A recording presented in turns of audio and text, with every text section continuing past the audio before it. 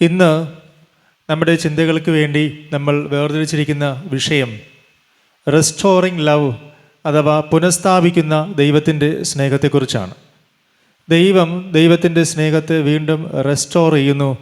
അല്ലെങ്കിൽ ഒരിക്കൽ ഉണ്ടായിരുന്നു, പിന്നീട് അത് നഷ്ടപ്പെട്ടു പോയി, അതിനെ വീണ്ടും സ്റ്റോർ ചെയ്ത് ഫില്ല് ചെയ്യുന്നു. അതിനെയാണ് റീസ്റ്റോർ ചെയ്യുക അല്ലെങ്കിൽ റെസ്റ്റോർ ചെയ്യുക എന്ന് പറഞ്ഞാൽ. ദൈവത്തിൻ്റെ സ്നേഹം അതുപോലെ ഒരു കാലയളവിൽ നമ്മൾ ഉണ്ടായിരുന്നതാണ്. എന്നാൽ ആ സ്നേഹം നമ്മുടെ ഹൃദയങ്ങൾക്കുള്ളിൽ നിലനിർത്തുന്നതിൽ ചില കുറവുകൾ നമുക്ക് വന്നുപോയി. ദൈവം ആ കുറവുകളേക്ക് തിരിച്ചറിഞ്ഞിട്ട് വീണ്ടും നമ്മുടെ ലൈഫിലേക്ക് ഈ സ്നേഹം ഫില്ല് ചെയ്യുന്ന ഒരു പ്രോസസ്സാണ് നമ്മൾ ഇന്ന് മനസ്സിലാക്കാനായി ശ്രമിക്കുന്നത്. കർത്താവ് ഈ ലോകത്തിൽ മനുഷ്യനെ സൃഷ്ടിക്കുമ്പോൾ എല്ലാവരുടെയും ഉള്ളിൽ ദൈവത്തിൻ്റെ സ്നേഹം കർത്താവ് നൽകുന്നുണ്ട്. ഈ സ്നേഹത്തിലൂടെയാണ് നമ്മൾ ഓരോരുത്തരും ഈ ലോകത്തിൽ ജനിച്ച് വളർത്തപ്പെടുന്നത്. ഈ സ്നേഹമാണ് ഈ ലോകത്തിൽ ജനിച്ചു വീഴുന്ന ഓരോ കുഞ്ഞിൻ്റെ ഉള്ളിലേക്കും നമ്മൾ നൽകുന്നത്. എന്നാൽ എപ്പോഴാണ് ഈ സ്നേഹത്തിന് കുറവ് വരുന്നതെന്ന് ചോദിച്ചാൽ, നമ്മൾ വളർന്നു വരുന്നതിനനുസരിച്ച് നമ്മുടെ ജീവിത പശ്ചാത്തലങ്ങൾ, നമ്മുടെ കുടുംബത്തിലെ ജീവിത സാഹചര്യങ്ങൾ, സാമൂഹിക പശ്ചാത്തലം, ഈ മേഖലകളിലുള്ള നമ്മുടെ ബന്ധങ്ങൾ പലപ്പോഴും യേശുവിനോടുള്ള സ്നേഹം നമ്മുടെ ഉള്ളിൽ കുറഞ്ഞു പോകുന്നതിന് ഒരു കാരണമാകാറുണ്ട്. അങ്ങനെ യേശുവിനോടുള്ള സ്നേഹം കുറഞ്ഞുപോയ പത്രോസിനോടുള്ള യേശുവിൻ്റെ സംഭാഷണമാണ് നമ്മൾ ഇന്ന് യോഹന്നാൻ്റെ സുവിശേഷം 21-ാം അധ്യായത്തിൽ വായിക്കുന്നത്. യേശു തൻ്റെ പ്രിയപ്പെട്ട ശിഷ്യന്മാരിൽ പത്രോസിന് വളരെ പ്രാധാന്യമുള്ള ഒരിടമാണ് നൽകിയിരുന്നത്. എന്നാൽ ഈ സുവിശേഷം എഴുതുമ്പോൾ യോഹന്നാൻ തന്നെക്കുറിച്ച് തന്നെ അഭിസംബോധന ചെയ്യുന്ന ഒരു കാര്യമുണ്ട്. യേശു സ്നേഹിച്ച ശിഷ്യൻ എന്ന് പറയുന്നത് ആരെക്കുറിച്ചാണ്? തോമസിനെ കുറിച്ചാണോ? ആരെക്കുറിച്ചാണ്? യോഹന്നാനെക്കുറിച്ച്. യോഹന്നാൻ പ്രത്യേകം പറയുന്നുണ്ട് യേശു താൻ സ്നേഹിച്ച ശിഷ്യൻ. അപ്പോൾ തന്നെക്കുറിച്ച് കൃത്യമായിട്ട് യോഹന്നാൻ അറിയാം, യേശുവിന് തന്നോട് വലിയൊരു സ്നേഹമുണ്ട് എന്ന്. അങ്ങനെയെങ്കിൽ മറ്റ് സുവിശേഷങ്ങളിലൊന്നും പ്രതിപാദിക്കാത്ത ഈ ഒരു സംഭവം ആഴമായി യോഹന്നാൻ നമ്മളോട് പങ്കുവയ്ക്കണമെങ്കിൽ തനിക്ക് ആരിൽ നിന്ന് സ്നേഹം കിട്ടിയിട്ടുണ്ട്? യേശുവിൽ നിന്ന് സ്നേഹം കിട്ടിയിട്ടുണ്ട്. അത് നഷ്ടപ്പെട്ടിട്ടുമില്ല. യേശു ക്രൂശിൽ കിടക്കുമ്പോൾ ആ ക്രൂശിനരികെ നിന്നവരിൽ ആരും ഉണ്ടായിരുന്നു? യോഹന്നാനും ഉണ്ടായിരുന്നു. അങ്ങനെയെങ്കിൽ യോഹന്നാൻ യേശുവിനോട് നല്ലൊരു സ്നേഹബന്ധം ഉണ്ടായിരുന്ന ഒരു മനുഷ്യനാണ്. അദ്ദേഹത്തിലുണ്ടായിരുന്ന സ്നേഹം കുറഞ്ഞു പോയിട്ടില്ല. എപ്പോഴും ആ സ്നേഹത്തിൽ നിറവുണ്ടായിരുന്നു. കുറഞ്ഞു എന്ന് തോന്നുമ്പോഴെല്ലാം അതിനെ റീഫില്ല് ചെയ്യും. അതിനെ ഇങ്ങനെ ഫില്ല് ചെയ്തുകൊണ്ടിരിക്കുന്ന ഒരു രീതി അദ്ദേഹത്തിനുണ്ട്. യേശുവിനോട് ചേർന്നിരിക്കാനായിട്ടുള്ള ഒരു ആഗ്രഹമുണ്ട്. ഇവരുടെ അപ്പൻ ആരാണ്? സെബദി പോയിട്ട് ചോദിക്കും, ഞങ്ങളുടെ മക്കൾക്ക് വേണ്ടി ഒരു പ്രത്യേക അവകാശം നീ തരുമോ എന്ന്. അങ്ങനെയൊക്കെ മക്കളെ നല്ല രീതിയിൽ ദൈവത്തോട് ചേർത്ത് വയ്ക്കാനായി ആഗ്രഹിച്ച ഒരു അപ്പൻ്റെ മകനും കൂടെയായിരുന്നു യോഹന്നാൻ. അപ്പൻ മക്കൾക്ക് വേണ്ടി യേശുവിനോട് ചോദിച്ച ഒരു ചോദ്യം ഇത്രയേ ഉള്ളൂ, എനിക്ക് 2 മക്കളുണ്ട്, ആ 2 മക്കൾ നിൻ്റെ അപ്പുറവും ഇപ്പുറവും ഇരിക്കാനായിട്ട് അതാണ് എൻ്റെ ആഗ്രഹം. അതാണ് ഒരു അപ്പൻ്റെ ആഗ്രഹം. കാരണം ഈ അപ്പനറിയാം ഈ മക്കൾ, സെബദി മക്കൾ ആരൊക്കെയാണ്? യാക്കോബും യോഹന്നാനും. ഇവർ ഈ ലോകത്തിൻ്റെ വഴിയിലൂടെ വീണു പോകാനുള്ള സാധ്യതയുണ്ട്. കുറേ കാലം കഴിയുമ്പോൾ ഇവർക്ക് ലഭിച്ച ഈ സ്നേഹത്തിൻ്റെ വില കുറഞ്ഞു പോകുകയും ഇവർ ലോകത്തിൻ്റെ സ്നേഹം തേടി ഇറങ്ങിപ്പോകാനുള്ള സാഹചര്യങ്ങൾ അപ്പൻ മനസ്സിലാക്കിയിട്ട് അപ്പൻ യേശുവിനോട് വന്ന് ചോദിക്കുന്ന ഒരു അപേക്ഷയാണ്, എൻ്റെ മക്കൾക്ക് നിന്നോട് ചേർന്നിരിക്കാനായിട്ടുള്ള ഒരു സാഹചര്യം ഒരുക്കി കൊടുത്താൽ എനിക്കൊരു കാര്യം ഉറപ്പുണ്ട്, ഇവർ ജീവിതത്തിൽ എന്നും നിൻ്റെ സ്നേഹത്തിൽ നിലനിൽക്കും. ഇവരുടെ ജീവിതത്തിൽ ഏത് പ്രയാസം വന്നാലും പ്രശ്നം വന്നാലും അവർ നിന്നെ വിട്ടു പോകില്ല എന്ന് ഈ അപ്പൻ ആഗ്രഹിക്കുകയാണ്. അപ്പോൾ എനിക്ക് നിങ്ങളോട് പറയാനായിട്ടുള്ളത്, മക്കൾക്ക് വേണ്ടി നിങ്ങൾ എന്താണ് സ്റ്റോർ ചെയ്ത് കൊടുക്കേണ്ടത് എന്നതാണ്. നിങ്ങളുടെ മക്കൾക്ക് വേണ്ടി, നിങ്ങളുടെ കുഞ്ഞുങ്ങൾക്ക് വേണ്ടി നിങ്ങൾ എന്താണ് സ്റ്റോർ ചെയ്ത് കൊടുക്കുന്നത്? യേശു നമുക്ക് സ്റ്റോർ ചെയ്ത് നൽകിയത് എന്താണ്? റെസ്റ്റോർ ചെയ്ത് നൽകിയത് സ്നേഹമാണ്. നഷ്ടപ്പെട്ടു പോയതിനെ സ്റ്റോർ ചെയ്താണ് തരുന്നത്. യോഹന്നാൻ്റെ അപ്പൻ, അദ്ദേഹത്തിനറിയാം ഇത് നഷ്ടപ്പെട്ടു പോകും കുറേ കാലം കഴിഞ്ഞാൽ.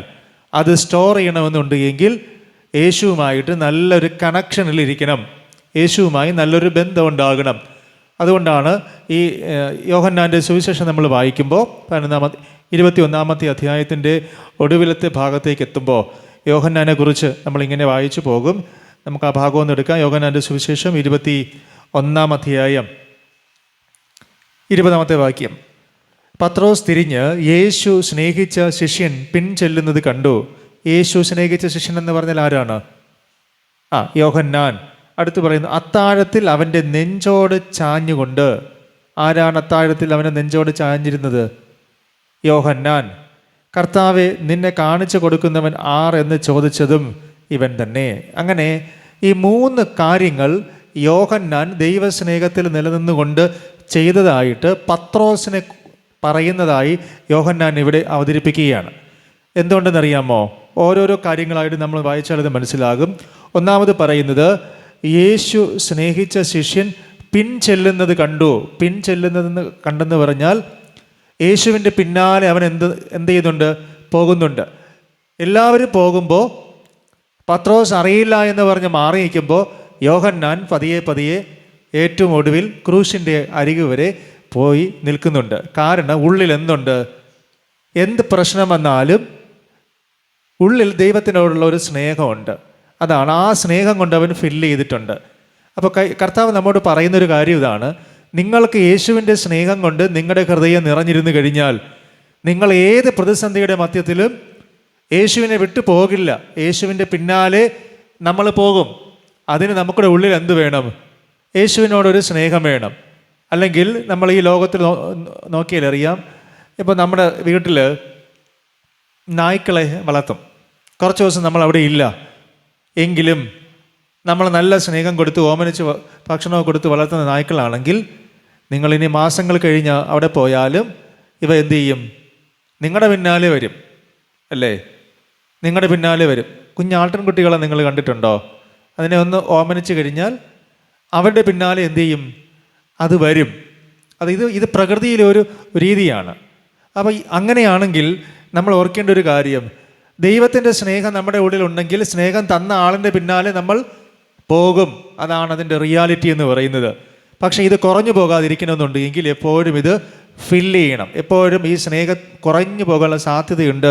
അത് ഫില്ല് ചെയ്യാനായിട്ട് നമ്മൾ ശ്രമിക്കണം. യോഹന്നാൻ അറിയാം, യോഹന്നാൻ യേശുവിൽ നിന്ന് അകന്നു പോയി കഴിഞ്ഞാൽ ഈ സ്നേഹം എന്ത് ചെയ്യും? കുറഞ്ഞു പോകും. അതിനെ വീണ്ടും ഫില്ല് ചെയ്യണമെന്നുണ്ടെങ്കിൽ പതിയെ അനുഗമിച്ച് ക്രൂശിൻ്റെ അരികു വരെ ചെന്ന് നിന്നാലേ വീണ്ടും ഈ സ്നേഹം ഉള്ളിലേക്ക് ഫില്ലാകുകയുള്ളൂ. അപ്പം നമ്മുടെ ഉള്ളിൽ ദൈവത്തിൻ്റെ സ്നേഹം നിറയണമെന്നുണ്ട് എങ്കിൽ കർത്താവ് പറയുന്നുണ്ട്, അവനെ കൈക്കൊണ്ട് അവൻ്റെ നാമത്തിൽ വിശ്വസിക്കുന്ന എല്ലാവർക്കും അവൻ്റെ മക്കളാകുവാൻ ദൈവം അവകാശം കൊടുത്തിട്ടുണ്ട്. അതിൻ്റെ അർത്ഥം നിങ്ങൾക്ക് യേശുവിനെ അനുഗമിക്കാനായിട്ട് കഴിയണം. തന്നെത്താൻ ത്യജിച്ച് തൻ്റെ ക്രൂശ് എടുത്ത് യേശുവിനെ അനുഗമിക്കുക. അപ്പോൾ യോഹന്നാൻ്റെ ഒന്നാമത്തെ പ്രത്യേകത, യോഹന്നാൻ സ്നേഹത്തെ റീഫിൽ ചെയ്യുന്നത് എങ്ങനെയാണ്? പരമാവധി അനുഗമിച്ചിട്ടാണ്. യേശുവിനെ അനുഗമിക്കുന്നതിലൂടെ നമ്മുടെ ഉള്ളിൽ കുറഞ്ഞു പോകുന്ന സ്നേഹത്തെ എന്ത് ചെയ്യാൻ കഴിയും? വീണ്ടും നിറയ്ക്കാനായിട്ട് കഴിയും. അതിന് യേശുവിൻ്റെ പിന്നാലെ നമ്മൾ പോകണം. രണ്ടാമത് യോഹന്നാൻ ഇവിടെ ചെയ്യുന്ന കാര്യം നമ്മൾ വായിക്കുമ്പോൾ നമുക്കവിടെ നിന്ന് മനസ്സിലാകും, അത്താഴത്തിൽ അവൻ്റെ നെഞ്ചോട് ചാഞ്ഞുകൊണ്ട്. മനസ്സിലായി? ഒന്ന്, യേശുവിൻ്റെ പിന്നാലെ എപ്പോഴും ഉണ്ട്, കുരിശിൻ്റെ അരികിലുണ്ട്. അതുപോലെ യേശു അത്താഴം നടത്തുമ്പോൾ, കർത്താവ് ഒരു വിലത്തെ അത്താഴം ക്രമീകരിക്കുമ്പോൾ യേശുവിൻ്റെ നെഞ്ചോട് ചാഞ്ഞു കിടക്കുകയാണ്. യേശുവിൻ്റെ നെഞ്ചോട് ചാഞ്ഞു കിടക്കുകയാണ്. നമ്മൾ ഈ കുഞ്ഞുങ്ങളെയൊക്കെ എടുത്ത് നെഞ്ചോട് ചേർത്ത് വയ്ക്കും, കൊച്ചു കുഞ്ഞുങ്ങളെയൊക്കെ. എന്തിനു വേണ്ടിയാണ്? അമ്മമാരോടാണ് ഞാൻ ചോദ്യം. കുഞ്ഞിനൊരു ചൂട് കിട്ടാൻ വേണ്ടിയാണ്, അല്ലേ? കൊച്ചു കുഞ്ഞുങ്ങൾക്ക് അമ്മയുടെ ടെമ്പറേച്ചറുമായിട്ട് ചേർത്ത് വെച്ച് ആ ഒരു ടെമ്പറേച്ചറിൽ ആ കുട്ടിക്ക് അമ്മയുടെ ഒരു ചൂട് കിട്ടി ആ കുട്ടി ആരോഗ്യത്തോടെ വളരാൻ വേണ്ടിയാണ്, അല്ലേ? അപ്പോൾ ഈ ചൂട് പുറത്തുനിന്ന് കൊടുക്കാൻ പറ്റുമോ? ഇല്ല. ആർക്ക് മാത്രമേ കൊടുക്കാൻ പറ്റുള്ളൂ? അമ്മയ്ക്ക് മാത്രമേ കൊടുക്കാനായിട്ട് കഴിയുള്ളൂ, അല്ലെങ്കിൽ അപ്പന് മാത്രമേ കൊടുക്കാനായിട്ട് കഴിയുകയുള്ളൂ. അപ്പോൾ ഒരുപക്ഷെ നിങ്ങൾക്ക് അറിയാമായിരിക്കും, ഈ മാസം തികയാതെയൊക്കെ ജനിക്കുന്ന കുഞ്ഞുങ്ങളെ അവർക്ക് എന്ത് കൊടുക്കണം? അവർക്ക് ബോഡിയിലോട്ട് ചൂട് കൊടുക്കണം, അല്ലേ? അപ്പോൾ ചൂട് കൊടുക്കാനായിട്ട് ആർട്ടിഫിഷ്യലായിട്ടുള്ള കുറച്ച് മെത്തേഡ്സ് ഉണ്ട്. അത് കഴിഞ്ഞാൽ അവർ ചെയ്യുന്ന ഒരു മെത്തേഡാണ് കങ്കാരു കെയർ എന്ന് പറയും. കേട്ടിട്ടുണ്ടോ കങ്കാരു കെയർ? എവിടെ? കങ്കാരു കെയർ എന്ന് പറയുന്നത് വേൾഡിലി അക്സെപ്റ്റഡ് ആയിട്ടുള്ള ഒരു പ്രോസസ്സാണ്. അപ്പോൾ ഈ കങ്കാരു കുഞ്ഞുങ്ങളെ കണ്ടിട്ടുണ്ടോ? അതിനെ എന്ത് ചെയ്യും? അമ്മ എടുത്ത്, അമ്മയാണോ അപ്പനാണോ? അപ്പനാണ്. എടുത്ത് എന്ത് ചെയ്യും? നെഞ്ചോട് ചേർത്തിടും, അല്ലേ? വയറിനകത്തൊരു സ്പേസ് ഉണ്ട്. അപ്പോൾ ഇതുപോലെ ഞാനൊരു ദിവസം കുഞ്ഞിനെ ഹോസ്പിറ്റലായിരുന്നപ്പോൾ ഈ പരിപാടി ചെയ്യാനായിട്ട് എന്നെ വിളിക്കുമായിരുന്നു. അങ്ങനെയാണ് എനിക്കിത് മനസ്സിലായി. അപ്പോൾ നമ്മളെ വിളിച്ചിരുത്തിയിട്ട് ഒരു ചരിഞ്ഞ കസേരയിൽ ഇങ്ങനെ ഇരുത്തി നമ്മുടെ നെഞ്ചിൽ ഈ കുഞ്ഞിനെ എടുത്ത് ഇങ്ങനെ കിടത്തി തരും. എന്തിനാണെന്നറിയാമോ? ഈ നമ്മുടെ ബോഡിയിൽ ടെമ്പറേച്ചറുമായിട്ട് ഈ കുട്ടി പൊരുത്തപ്പെട്ട് വന്ന് ഈ കുട്ടി എന്ത് ചെയ്യണം? നോർമൽ അറ്റ്മോസ്ഫിയർ ടെമ്പറേച്ചറിൽ ജീവിക്കാനായിട്ട് പ്രാപ്തമാക്കണം. അതിനെന്ത് വേണം? കുഞ്ഞിനെ എടുത്ത് നെഞ്ചോട് ചേർത്ത് വെച്ച് ആ ചൂട് എന്ത് ചെയ്യണം? കിട്ടണം. മനസ്സിലായോ? അപ്പോൾ ആരെങ്കിലും അടുത്ത് ഈ കുഞ്ഞിനെ എടുത്ത് കൊടുക്കുമോ? ഒന്നുകിൽ അപ്പന് അല്ലെങ്കിൽ അമ്മ. ഇവർക്ക് രണ്ടുപേർക്ക് ഇതിനുള്ള പെർമിഷൻ നമ്മുടെ രാജ്യത്ത് ലീഗലി ഉള്ളോ? അപ്പനും അമ്മ ഉണ്ടെങ്കിൽ. മനസ്സിലായോ? അങ്ങനെയെങ്കിൽ നമ്മൾ ഓർക്കേണ്ടത് അതവിടെ നിൽക്കട്ടെ. നമ്മുടെ അപ്പൻ ആരാണ്? യേശുവാണ്. അപ്പം നമുക്ക് ആരുടെ നെഞ്ചിൽ ചാരി കിടന്ന് മുന്നോട്ട് പോകാനേ പെർമിഷനുള്ളോ? യേശുവിൻ്റെ നെഞ്ചിൽ. മനസ്സിലായോ? ആ നെഞ്ചിൽ ചാരി കിടക്കുക എന്ന് പറഞ്ഞാൽ ഉള്ളിൽ ദൈവത്തിൻ്റെ സ്നേഹം ഇങ്ങോട്ട് എന്ത് ചെയ്യും? റീസ്റ്റോർ ചെയ്യും. നമ്മുടെ ഉള്ളിൽ ആ നെഞ്ചിലെ ചൂട് നമ്മുടെ ഉള്ളിൽ സ്നേഹമായിട്ട് എന്ത് ചെയ്യും? നിറയും. ആ സ്നേഹം നിറച്ചെടുത്ത വ്യക്തിയാണ് ആര്? യോഹന്നാൻ. അപ്പോൾ യോഹന്നാന് കുറച്ച് സംശയങ്ങളുണ്ട്. പക്ഷേ നെഞ്ചിൽ പോയി ചാരി അങ്ങ് കിടക്കുകയാണ്. യേശുവിൻ്റെ നെഞ്ചിൽ പോയി ചാരി കിടക്കാനുള്ള ഒരു ഓപ്പർച്യൂണിറ്റി, ഒരു അവസരം കിട്ടിയ ഒരേ ഒരു ശിഷ്യനാണ് യോഹന്നാൻ. അപ്പോൾ ഈ യോഹന്നാൻ ഇതുപോലെ സ്നേഹത്തെ റീസ്റ്റോർ ചെയ്തുകൊണ്ടിരിക്കും. എപ്പോഴാണോ സ്നേഹം കുറയുന്നത്? യേശുവിൻ്റെ പിന്നാലെ പോയി കഴിഞ്ഞാൽ സ്നേഹം കിട്ടുന്നുണ്ടെങ്കിൽ അവൻ എന്ത് ചെയ്യും? പോകും. ഇനി യേശുവിൻ്റെ നെഞ്ചിൽ പോയി കിടന്നാലേ സ്നേഹം കിട്ടുമെന്നുണ്ടെങ്കിൽ എന്ത് ചെയ്യും? യേശുവിൻ്റെ നെഞ്ചിൽ പോയി കിടക്കും. അത്രയും നല്ലൊരു ബന്ധം യേശുവുമായിട്ടുണ്ട്. അപ്പോൾ കുറഞ്ഞു വരുമ്പോൾ നേരെ യേശുവിൻ്റെ അരികിലേക്ക് ചെന്ന് നെഞ്ചോട് ചേർന്ന് കിടക്കാനായിട്ടുള്ളൊരു താല്പര്യം യോഹന്നാനുണ്ട്. എനിക്ക് നിങ്ങളോട് പറയാനായിട്ടുള്ളത്, നമുക്കിതുപോലെ പല സംഘർഷങ്ങൾ വരും, ഉള്ളിൽ സംഘർഷങ്ങൾ വരും, വേദനകളും പ്രയാസങ്ങളും ബുദ്ധിമുട്ടുകളും ഒക്കെ വരുമ്പോൾ നമുക്ക് ആശ്വാസം കിട്ടണമെന്നുണ്ടെങ്കിൽ യേശുവിൻ്റെ മാറോട് ചേർന്ന് കിടക്കാനായിട്ട് നമുക്ക് കഴിയണം. മനസ്സിലായോ? യേശുവിൻ്റെ നെഞ്ചോട് ചേർന്ന് ചാരി അണഞ്ഞ് നിൽക്കാനായിട്ട് നമുക്ക് കഴിയണം. അങ്ങനെ വലിയൊരു സ്നേഹം നമ്മുടെ ഉള്ളിലേക്ക് അങ്ങ് നിറയും. ഉദാഹരണത്തിന് ഇപ്പം നമ്മുടെ കുഞ്ഞുങ്ങൾ കരയുകയാണ് നിങ്ങൾ സങ്കല്പിക്കുക. നമ്മൾ ഈ കുഞ്ഞുങ്ങളെ ഒന്ന് സ്നേഹിച്ച് അണച്ച് ഈ കരയുന്ന കുഞ്ഞിൻ്റെ കരച്ചിൽ മാറ്റാനായിട്ട് നമ്മൾ ചെയ്യുന്നത് എന്ത് ചെയ്യും? ഒന്നെടുത്ത് നെഞ്ചോട് ചേർത്ത് വെച്ചിട്ട് ഒന്ന് പതിയെ എന്ത് ചെയ്യും? ഒന്ന് തട്ടി ഒന്ന് കൊണ്ട് കിടക്കും. അപ്പോൾ ഈ കരഞ്ഞുകൊണ്ടിരുന്ന കുഞ്ഞെന്ത് ചെയ്യും? കുഞ്ഞിൻ്റെ കരച്ചിൽ നിർത്തും. കുഞ്ഞിനെന്തായി?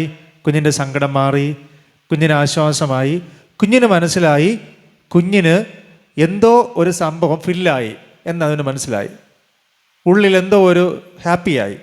ഇതുപോലെയാണ് യേശുവിനോട് ചേർന്നിരുന്നു കഴിഞ്ഞാൽ, യേശുവിൻ്റെ മാറോട് ചേർന്നിരിക്കുമ്പോൾ നമ്മുടെ ഉള്ളിൽ എന്തോ ഒരു സാധനം വന്ന് ഫില്ല് ചെയ്യുന്നത് പോലെ നമുക്ക് തോന്നും. അതാണ് ദൈവത്തിൻ്റെ സ്നേഹം. ആരും ഇല്ലെങ്കിലും എനിക്കൊരാശ്വാസം യേശുവിനോട് ചേർന്നിരിക്കുമ്പോൾ കിട്ടും. എത്ര വലിയ സങ്കടമായിരുന്നാലും അവൻ്റെ മാറിൽ ചാരിയിരിക്കുമ്പോൾ നമുക്കൊരു നിറവാണ്, നമുക്ക് ആരോ ഉണ്ടെന്നുള്ളൊരു തോന്നലാണ്. അപ്പോൾ ഈ ഒരു റീഫില്ലിങ് കൃത്യമായിട്ട് ചെയ്തുകൊണ്ടിരുന്ന ഒരു ശിഷ്യനാണ് യോഹന്നാൻ. മൂന്നാമത് യോഹന്നാൻ അവിടെ ചെയ്യുന്ന ഒരു കാര്യം നമ്മൾ വായിക്കുന്നത് ഇങ്ങനെയാണ്. ഒന്നാമത്തെ കാര്യം എന്താണ്? യോഹന്നാൻ യേശുവിനെ ഏത് സാഹചര്യത്തിലും പിൻഗമിച്ചിരുന്ന ഒരു മനുഷ്യനാണ്, ക്രൂശ് വരെ. കാരണം അകന്നു പോയി കഴിഞ്ഞാൽ സ്നേഹം നഷ്ടപ്പെട്ടു പോകും. അതുകൊണ്ട് പരമാവധി അടുത്തോട്ട് പോയി. രണ്ടാമത്, സങ്കടങ്ങൾ വരുമ്പോൾ ഏറ്റവും അടുത്ത് ചേർന്നിരിക്കാനായിട്ട് അവൻ ആഗ്രഹിക്കും. അതിനൊരു കാരണമുണ്ട്. അവൻ്റെ അപ്പൻ യേശുവിനോട് ഒരു പെർമിഷൻ ചോദിച്ചിട്ടുണ്ട്, എൻ്റെ മക്കൾ നിന്നിൽ നിന്ന് അകന്നു പോകാതെ നീ കാത്തുകൊള്ളണമേ എന്ന്. എനിക്ക് നിങ്ങളോട് പറയാനുള്ളത്, പാരൻസിനോട്, നിങ്ങളുടെ മക്കൾക്ക് വേണ്ടി ആരോട് ചോദിക്കണം? യേശുവിനോട് ചോദിക്കണം. കർത്താവേ, എൻ്റെ മക്കൾ, എൻ്റെ കുഞ്ഞുങ്ങൾ നിൻ്റെ വലത്തും ഇടത്തും ഒക്കെ എപ്പോഴും ഉണ്ടായിരിക്കണമെന്ന് നമുക്ക് പറയാനായിട്ട് കഴിയണം. അങ്ങനെ ഉണ്ടെങ്കിൽ യേശുവിൻ്റെ കരവലയത്തിനുള്ളിലാണ് അവർ ഈ ലോകത്തിൻ്റെ ഒരു തിന്മയിലേക്കും പോകത്തില്ല. നിങ്ങൾ നോക്കിയേ, അപ്പൻ ചോദിച്ച ആ ഒരു വാഗ്ദത്തം യോഹന്നാൻ ഇന്നും വഴിവിട്ട് പോയിട്ടില്ല. കണ്ടോ? യോഹന്നാൻ ഇന്നും നെഞ്ചോട് ചേർന്നുണ്ട്. മൂന്നാമത് അവനൊരു ചോദ്യം ചോദിച്ചു, കർത്താവേ, നിന്നെ കാണിച്ചു കൊടുക്കുന്നവൻ ആരാണ്? അവിടെ ഉണ്ടായിരുന്ന മറ്റ് യൂത ഒഴികെയുള്ള 10 പേരിൽ ആർക്ക് വേണമെങ്കിലും എന്ത് ചെയ്യാം, ഈ ചോദ്യം ചോദിക്കാം. പക്ഷെ ആരും അങ്ങനെ ഒരു ചോദ്യം ചോദിച്ചില്ല. പക്ഷെ യോഹന്നാൻ ഒരു ചോദ്യം ചോദിച്ചു, കർത്താവേ, നിന്നെ കാണിച്ചു കൊടുക്കുന്നവൻ ആരാണ്? കാരണം അവന് കർത്താവിൻ്റെ സ്നേഹം ഉള്ളിലുള്ളത് കൊണ്ട് ഹീ ഫീൽ സംതിങ് മോർ. മറ്റുള്ളവരെക്കാളും യേശുവിൻ്റെ നെഞ്ചിൻ്റെ, ഹൃദയത്തിൻ്റെ, മനസ്സിൻ്റെ സ്പന്ദനങ്ങൾ ആർക്കറിയാൻ പറ്റുന്നുണ്ട്? യോഹന്നാൻ അറിയാൻ പറ്റുന്നുണ്ട്. നെഞ്ചോട് ചാർന്ന് കിടന്നിട്ടാണ് അവൻ ചോദിക്കുന്നത്, കർത്താവേ, ആരാണത്? മനസ്സിലായി? കർത്താവേ, ആരാണത്? അപ്പോൾ അങ്ങനെ ഉള്ളിൽ വലിയൊരു സ്നേഹം അവന് നിറയുന്നുണ്ട്. കർത്താവേ, നിന്നെ കാണിച്ചു കൊടുക്കുന്നവൻ ആരാണ്? ആ ചോദ്യം ചോദിക്കണമെന്നുണ്ട് എങ്കിൽ ഉള്ളിൽ യേശു നൽകിയ സ്നേഹത്തിൻ്റെ നിറവിൽ നിന്നുകൊണ്ടാണ് അവർ ചോദിക്കുന്നത്. ബാക്കിയുള്ളവർ നിങ്ങൾ നോക്കിയേ, യൂദയെ മാറ്റി നിർത്തിയാൽ, യോഹന്നാനെ മാറ്റി നിർത്തിയാൽ ബാക്കി 10 പേരുണ്ട്. അവരെന്താണ് ചെയ്യുന്നത്? അവർ അത്താഴത്തിൽ പങ്കുചേരുന്നുണ്ട്. പക്ഷേ അപ്പോഴും അവരുടെ ഹൃദയവും മനസ്സും പൂർണ്ണമായി യേശുവിൻ്റെ സ്നേഹത്തിലേക്ക് അവരിപ്പോഴും കൊടുത്തിട്ടില്ല. അങ്ങനെ ഒരു കുറവ് അവർക്കവിടെ ഉണ്ടായിരുന്നു. അങ്ങനെ യോഹന്നാൻ 3 കാര്യങ്ങളിൽ ദൈവത്തിൻ്റെ സ്നേഹത്തെ റീഫിൽ ചെയ്യുന്നുണ്ട്. കുറഞ്ഞു വരുന്നു എന്ന് തോന്നുന്ന സാഹചര്യങ്ങളിൽ അവൻ പിന്നാലെ പോകും. കുറവുണ്ടെന്ന് തോന്നുന്ന സമയത്ത് അവൻ നെഞ്ചോട് ചേർന്നിരിക്കും. യേശുവിനോട് എന്തെങ്കിലും അവന് ഹൃദയം കൊണ്ട് സംസാരിക്കണമെന്നുണ്ട് എങ്കിൽ അവനത് പറയും. അപ്പോൾ ഈ 3 കാര്യങ്ങളും യോഹന്നാൻ ചെയ്തു എന്ന് പത്രോസ് രേഖപ്പെടുത്തുകയാണ്. ഇതാണ് യോഹന്നാൻ. ഈ യോഹന്നാനാണ് ഇനി പത്രോസിനെ കുറിച്ച് പറയുന്നത്. യോഹന്നാൻ ഇങ്ങനെയൊക്കെ ആണെന്ന് ആര് പറയുന്നു? പത്രോസ് പറയുന്നു. ഇനി പത്രോസിന് എങ്ങനെയാണ് ഈ സ്നേഹം കൊണ്ട് റീഫില്ല് ചെയ്തതെന്ന് യോഹന്നാൻ നമ്മളോട് പറയുകയാണ്. 3 മേഖലകളിലൂടെ യോഹന്നാന് സ്നേഹത്തെ യേശു റീഫില്ല് ചെയ്ത് കൊടുത്തിട്ടുണ്ട്. അവൻ അങ്ങനെ ഒരു പ്രോസസ്സ് ഉണ്ടായിരുന്നു. എന്നാൽ ഈ സ്നേഹത്തിൻ്റെ റീഫില്ലിങ് നടക്കാത്ത, സ്നേഹം കൊണ്ട് പുനഃസ്ഥാപനം വൈകിപ്പോയ ഒരു മനുഷ്യനാണ് പത്രോസ്. പത്രോസിന് എങ്ങനെയാണ് ഈ സ്നേഹത്തെ വീണ്ടും ഉള്ളിലേക്ക് യേശു നൽകുന്നത് എന്ന് നമ്മൾ വായിക്കുന്നതിന് വേണ്ടിയാണ് യോഹന്നാൻ്റെ സുവിശേഷം 21-ാമത്തെ അധ്യായം നമുക്ക് വേണ്ടി നൽകിയിരിക്കുന്നത്. 21-ാമത്തെ അധ്യായം യോഹന്നാൻ്റെ സുവിശേഷം നമ്മൾ വായിച്ചു തുടങ്ങുമ്പോൾ യേശു പിന്നെയും തിബരിയാസ് കടൽക്കരയിൽ വെച്ച് ഇവർക്ക് പ്രത്യക്ഷനായി എന്നൊരു ഭാഗം പറഞ്ഞുകൊണ്ടാണ് അവിടെ നമ്മൾ ആരംഭിക്കുന്നത്. 3-ാമത്തെ വാക്യത്തിലെത്തുമ്പോൾ ശീമോൻ പത്രോസിന് എല്ലാ പ്രതീക്ഷയും നഷ്ടപ്പെട്ടു. ശീമോൻ പത്രോസ് പറയുന്നുണ്ട്, ഞാൻ മീൻ പിടിക്കാൻ പോകുന്നു. ബാക്കിയുള്ളവർ എന്തു പറഞ്ഞു? എങ്കിൽ പിന്നെ നീയല്ലേ നേതാവ്, ഞങ്ങളും കൂടെ വരാം, നമുക്കെല്ലാവർക്കും കൂടെ മീൻ പിടിക്കാൻ പോകാമെന്ന് അവർ തീരുമാനിക്കുന്നുണ്ട്. അപ്പം നമ്മൾ ഓർക്കേണ്ടത്, യേശുവിനോടുള്ള സ്നേഹം അവന് കൃത്യമായിട്ട് ഉള്ളിൽ നിറഞ്ഞിരുന്നു എങ്കിൽ പ്രശ്നം വരുമ്പോൾ അവൻ കാൽവരി ക്രൂശിലേക്ക് നോക്കേണ്ടവനാണ്. അല്ലെങ്കിൽ ഉയർത്തെഴുന്നേറ്റ ക്രിസ്തുവിങ്കിലേക്ക് അവൻ നോക്കേണ്ടവനാണ്. ഉയർത്തെഴുന്നേറ്റ ക്രിസ്തു ഇവർക്ക് പ്രത്യക്ഷനായി. അതിരാവിലെ കല്ലറയ്ക്കലെത്തിയ സ്ത്രീകളുടെ സംഭാഷണത്തിലൂടെ അവർക്കത് മനസ്സിലായി. എങ്കിൽ പോലും യേശു ഇപ്പോഴും ഉണ്ട്, അവൻ്റെ സ്നേഹം വലുതാണെന്ന് മനസ്സിലാക്കാതെ പത്രോസിന് ഇപ്പോഴും യേശുവിനെ പിൻഗമിക്കാനായിട്ട് കഴിയുന്നില്ല. പത്രോസ് ഇന്നും സ്നേഹത്തിൽ ഫില്ലായിട്ടില്ല. അപ്പോൾ ഇതുപോലുള്ള സാഹചര്യങ്ങളിലൂടെ നമ്മൾ പോകും. നമുക്ക് സ്വന്തമായിട്ട് സ്നേഹത്തെ ഫില്ല് ചെയ്യാനായിട്ട് കഴിയില്ല. യോഹന്നാൻ്റെ പ്രത്യേകത, അവൻ തന്നെ സാഹചര്യങ്ങൾ കണ്ടെത്തി എന്ത് ചെയ്യുമായിരുന്നു? സ്നേഹത്തെ ജീവിതത്തിലേക്ക് പിടിച്ചു വാങ്ങുമായിരുന്നു. എന്നാൽ പത്രോസിന് അങ്ങനെയുള്ള ഒരു കപ്പബിലിറ്റി ഇല്ല. അതുകൊണ്ട് പത്രോസ് പറഞ്ഞു, നമുക്കെല്ലാവർക്കും കൂടെ പഴയ ജോലിയിലേക്ക് പോകാം, കാരണം യേശു ഇന്ന് ഞങ്ങളെ സ്നേഹിക്കാനായിട്ട് ഇല്ല എന്ന്. പലപ്പോഴും നമ്മൾ അങ്ങനെയാണ്. യേശുവിൻ്റെ സ്നേഹത്തിൻ്റെ വില നമുക്ക് വലുതാണെന്ന് നമ്മൾ തിരിച്ചറിയാതെ ഈ ലോകത്തിൻ്റെ സൗഭാഗ്യങ്ങളിലേക്ക് നമ്മൾ പോകും. അങ്ങനെ പത്രോസ് ഇറങ്ങിത്തിരിക്കുകയാണ്. അവർ പോയി പടകിൻ്റെ ഒത്തിരി മേഖലകളിൽ അവർ വല വിരിച്ച് നോക്കിയിട്ടും വല എറിഞ്ഞിട്ടും വല വീശിയിട്ടും ഒന്നും കിട്ടിയില്ല. 5-ാമത്തെ വാക്യത്തിലേക്ക് നമ്മൾ നോക്കുമ്പോൾ 4-ാമത്തെ വാക്യം, പുലർച്ചയായി, രാത്രിയിലാണ് ഇതെല്ലാം സംഭവിക്കുന്നത്. പുലർച്ചയായപ്പോൾ യേശു കരയിൽ നിന്നു യേശു ആകുന്നു എന്ന് ശിഷ്യന്മാർ അറിഞ്ഞില്ല. യേശു അവരോട് പറഞ്ഞു, കുഞ്ഞുങ്ങളെ കൂട്ടുവാൻ വല്ലതും ഉണ്ടോ? യേശു വളരെ സ്നേഹത്തോടു കൂടിയാണ് ഇവരെ വിളിക്കുന്നത്. ശിശുക്കളെ എന്ന് വിളിക്കുന്നത് പോലെ, കുഞ്ഞുങ്ങളെ, നിങ്ങൾ ഇത്രയും നേരം അധ്വാനിച്ചല്ലോ, നിങ്ങളുടെ ഉള്ളിൽ എന്താണ് ഉള്ളത്? എന്നിട്ട് അവരോട് പറഞ്ഞു, പടകിൻ്റെ വലത് ഭാഗത്ത് വല വീശുവിൻ, എന്നാൽ നിങ്ങൾക്ക് കിട്ടും എന്ന് പറഞ്ഞു. അവർ വല വീശിയപ്പോൾ മീനിൻ്റെ പെരുപ്പും ഹേതുവായി അത് വലിപ്പാനായിട്ട് കഴിഞ്ഞില്ല. അപ്പോൾ ഇപ്പോൾ എത്ര ശിഷ്യന്മാരുണ്ട്? എത്ര പേരുണ്ട്? 11 പേരുണ്ട്. ഈ 11 പേരിൽ ഒരാൾക്ക് കാര്യം പിടികിട്ടി. ആർക്കാണ്? യോഹന്നാൻ. അടുത്ത വാക്യം വായിച്ചേ. യേശു സ്നേഹിച്ച ശിഷ്യൻ, അതായത് യോഹന്നാൻ പത്രോസിനോട് പറഞ്ഞു, എടാ ഇത് ആരുമല്ല, ഇത് യേശുവാണ്. എന്തുകൊണ്ട് യോഹന്നാൻ ഇത് പറയാൻ പറ്റി? യോഹന്നാൻ ഓൾറെഡി അവൻ്റെ ഉള്ളിൽ സ്നേഹം നിറഞ്ഞിട്ടുണ്ട്. ഇതിപ്പോഴും എന്ത് ചെയ്തിട്ടില്ല? കുറഞ്ഞിട്ടില്ല. നിങ്ങളുടെ ഉള്ളിൽ സ്നേഹം നിറഞ്ഞിട്ടുണ്ടെങ്കിൽ നിങ്ങൾക്ക് ഏത് സാഹചര്യത്തിലും നിങ്ങൾക്ക് ദൈവ സാന്നിധ്യം തിരിച്ചറിയാനായിട്ട് കഴിയും. നമ്മുടെ ഉള്ളിൽ ദൈവത്തിൻ്റെ സ്നേഹത്തിൽ കുറവ് വന്നിട്ടില്ല എങ്കിൽ നിങ്ങൾ എവിടെ, ഏത് മേഖലയിൽ, എന്ത് ജോലിയിൽ നിങ്ങളായിരുന്നാലും നിങ്ങൾക്കവിടെ യേശുവിൻ്റെ സാന്നിധ്യം നിങ്ങൾക്ക് അറിയാൻ പറ്റും. നിങ്ങൾ അവിടെ കർത്താവിന് പ്രിയപ്പെട്ടവരായിരിക്കും. നിങ്ങൾക്ക് യേശുവിനെ തിരിച്ചറിയാൻ പറ്റും. ദൈവ സാന്നിധ്യം നിങ്ങൾക്ക് തിരിച്ചറിയാൻ പറ്റും. അതിൽ 11 പേരിൽ ഒരാൾ മാത്രം ദൈവ സാന്നിധ്യം തിരിച്ചറിഞ്ഞു. കാരണം അവൻ്റെ ഉള്ളിൽ ഇപ്പോഴും ഒരു കാര്യമുണ്ട്, അവൻ്റെ ഉള്ളിൽ ഇപ്പോഴും ദൈവസ്നേഹം കുറഞ്ഞു പോയിട്ടില്ല. അപ്പോൾ ദൈവത്തിൻ്റെ സ്നേഹം നമ്മളിൽ കുറഞ്ഞു പോകുമ്പോൾ നമുക്ക് ചുറ്റുപാടുമുള്ള സൈൻസ് ആൻഡ് വണ്ടേഴ്സ്, അത്ഭുതങ്ങളും അടയാളങ്ങളും കണ്ടാൽ പോലും നമുക്കൊന്നും മനസ്സിലാകത്തില്ല. മനസ്സിലായോ?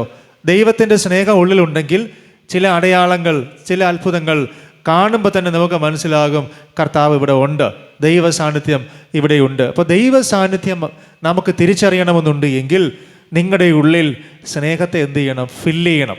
സ്നേഹത്തെ ഫില്ല് ചെയ്യണം. അപ്പോൾ യോഹന്നാനത് മനസ്സിലായി, ദൈവത്തിൻ്റെ സാന്നിധ്യം ഇവിടെയുണ്ട്, മറ്റാരുമല്ല, ഇത് യേശു തന്നെയാണ്, മറ്റാരെ കൊണ്ടും ഇത് ചെയ്യാനായിട്ട് കഴിയില്ല.